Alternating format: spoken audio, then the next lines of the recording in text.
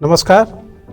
Down the memory lane series के इस episode में हमारे साथ हैं एसीपी श्री संदीप गुप्ता साहब। प्रेजेंटली एसीपी डीआईयू इस डिस्ट्रिक्ट में तैनात हैं और इस माह वो रिटायर होने जा रहे हैं।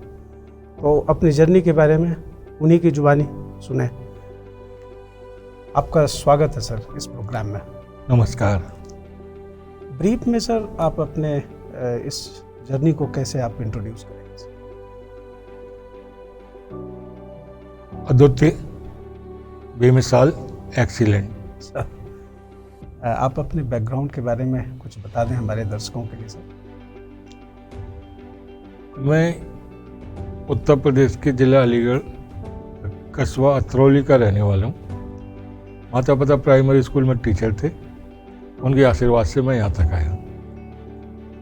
सर जैसा कि आपने 1988 में इस पुलिस फोर्स को ज्वाइन किया सर, और अलग अलग कैपेसिटी पे सर आपकी पोस्टिंग रही है और एक्टिव पुलिसिंग आपने की है, तो इसमें सबसे इंटरेस्टिंग वाकया जो आप हमारे दर्शकों को बताना चाहें सर। मैं जब सब इंस्पेक्टर करोलबाग थाने में पोस्टेड था, उस वक्त करोलबाग में 2 बम ब्लास्ट हुए थे एक ही दिन में। दिवाली से कुछ दिन 2 या 3 दिन पहले की बात है। एक रोशनदी कुल्फी में, एक गफाव मार्केट में। वो चुनौतीपूर्ण काम था। मैं, मेरे एसएचओ, मेरे एसीपी, सबने मिलकर उस चुनौती को चुनौतीपूर्ण तरीके से लिया। घायलों को रेस्क्यू किया और कोई भी अफरा तफरी ना करते हुए शांति व्यवस्था का माहौल बनाते हुए हमने काम किया। आपके इस जर्नी में कुछ ऐसा सर इंटरेस्टिंग वाकया हो जिसमें आपने कुछ वैल्यू ऐड किया हो, कुछ ऐसा रिमार्केबल काम किया हो जो आपके जहन में हो? मैं एयरपोर्ट पर तैनात था। अजय एयरपोर्ट पर टर्मिनल 3 थाने में तैनात थे, जिसको एनआईटीसी थाना बोलते थे। रात को लगभग 3:10 पर कॉल मिली, एस्केलेटर में एक्सीडेंट हो गया। स्टाफ के साथ पहुंचा वहाँ पर। अफरा तफरी का माहौल था। उस अफरा तफरी के माहौल में देखा एक बच्ची फंसी हुई है एस्केलेटर में, जिसका रेस्क्यू किया, हॉस्पिटल पहुंचाया, लेकिन दुर्भाग्य से वो ब्रॉड डेड थी। उस पर आगे की कार्रवाई की। आगे जब मालूम किया एस्केलेटर रुक नहीं पाया था, उसका रीजन था वहाँ पर आपात बटन का सामने दिखाई न देना। उसको इंडिकेट किया गया, जो अब आपात बटन के साथ साथ इंडिकेटर भी लगा दिया गया है और बखूबी काम कर रहे हैं। और उसके बाद से आज तक कोई इस तरह की दुर्घटना एस्केलेटर की कहीं नहीं हुई। बड़ा संतोषजनक रहा है सर। पुलिस में सर चैलेंजेस सभी स्टेजेस में हम लोग फील करते हैं।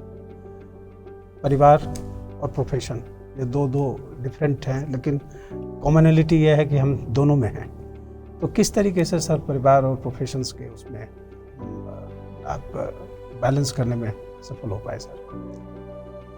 इसके लिए मैं अपनी जीवन साथी को, अपनी पत्नी को बहुत बहुत धन्यवाद कहूँगा, जिसकी अथक मेहनत से मेरा परिवार सुचारू रूप से चला। बच्चों ने अच्छे शिक्षा प्राप्त की, मुझे टाइम से सपोर्ट किया, इस वजह से मैं कामयाब भी अच्छी तरह से हुआ। मेरे स्वर्गीय माता पिताजी का भी आशीर्वाद मेरे ऊपर रहा, मैं उनका भी बहुत बहुत आभारी हूँ।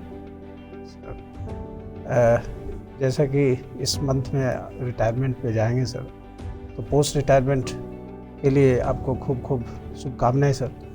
लेकिन सर कुछ जो आपने पोस्ट रिटायरमेंट फेजेस के लिए सोचा है या प्लान किया है अपनी ज़िंदगी के बारे में, वो हमारे दर्शकों के साथ साझा करें सर।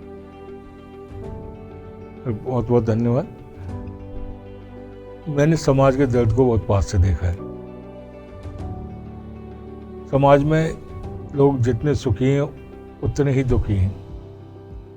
समाज के दर्द को बहुत पास से सहा है, बहुत पास से देखा है। तो पोस्ट रिटायरमेंट समाज सेवा ही करना चाहूँ। राष्ट्र सेवा, समाज सेवा मेरा कर्तव्य हो। सर आपका बड़ा ही सफल टेन्योर रहा है सर, और आप हमारे युवाओं को और हमारे नए कैडेट्स को जो दिल्ली पुलिस में सर्व कर रहे हैं या करना चाहते हैं उनके लिए क्या मैसेज? सब इंस्पेक्टर का मेन काम तफ्तीश करना है।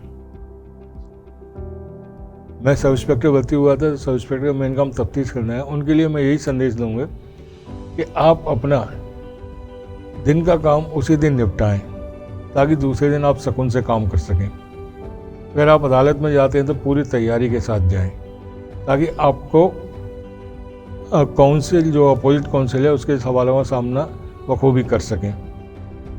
अपना काम खुद करें, किसी दूसरे के भरोसे ना रहें। सब इंस्पेक्टर दिल्ली पुलिस की बहुत महत्वपूर्ण कड़ी है।